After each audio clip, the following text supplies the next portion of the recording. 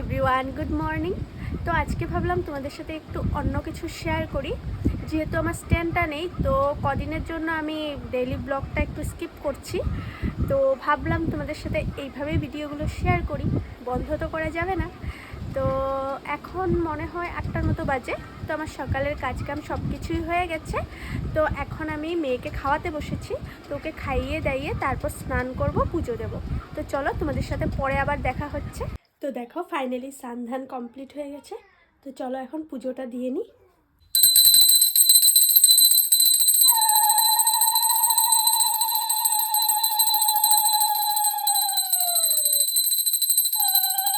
তো ওইদিকে দেখো আমি সুন্দর করে পুজোটা কমপ্লিট করে নিলাম। তো আমার ঠাকুর ঘরটা কেমন লাগছে অবশ্যই কিন্তু কমেন্ট করে জানিও সবাই। তো আমার তো পুজো দেওয়া কমপ্লিট হয়ে গেছে। তো এখন বসলাম ব্রেকফাস্ট করতে। চলো তোমাদের সাথেও শেয়ার করি যে আমার ব্রেকফাস্টে কী আছে। তো এই দেখো, এদিকে আছে গরম গরম দুধ চা, আলু ভাজা আর রুটি মা বানিয়েছে। তো চলো একটু টেস্ট করে বলি কেমন হয়েছে। আর তোমরা কে কে রুটি দিয়ে, আলু ভাজা দিয়ে আর সাথে দুধ চা দিয়ে খেতে ভালোবাসো অবশ্যই কিন্তু কমেন্ট করে জানাবে।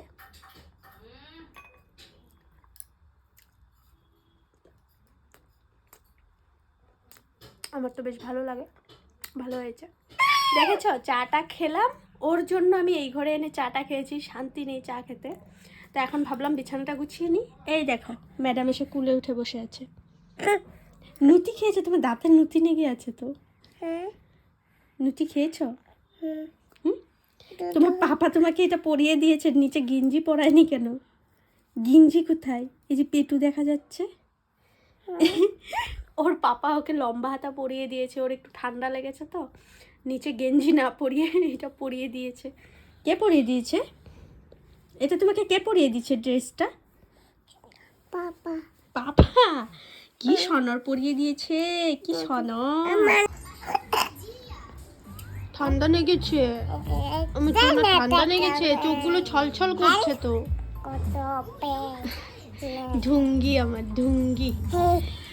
এত ঠান্ডা লেগেছে মানে কি আর বলবো। এতদিন আমার কাশি, এখন এই যে ওর কালকে থেকে কাশি সর্দি, মানে দম ফালাতে পারছে না।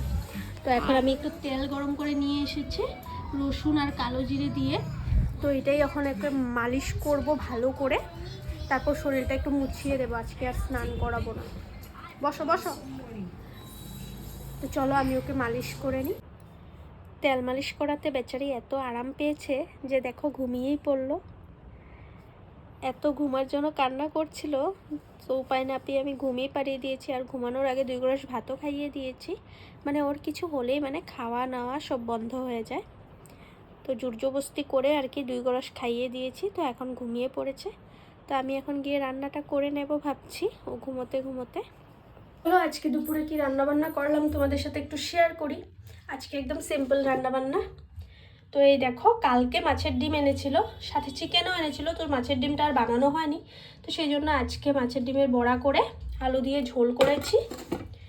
আর এইদিকে আছে বড়া, মানে শুকনো বড়া কয়েকটা রেখে দিয়েছি।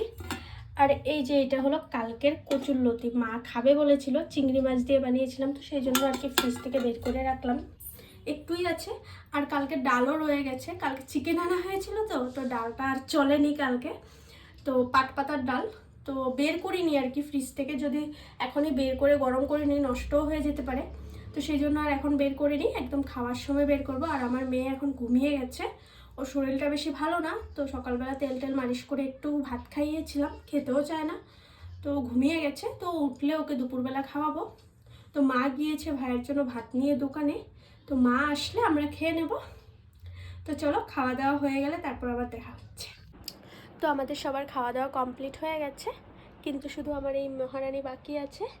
তো ওকে এখন তুলবো, আমি তুলে তারপর খাওয়াবো।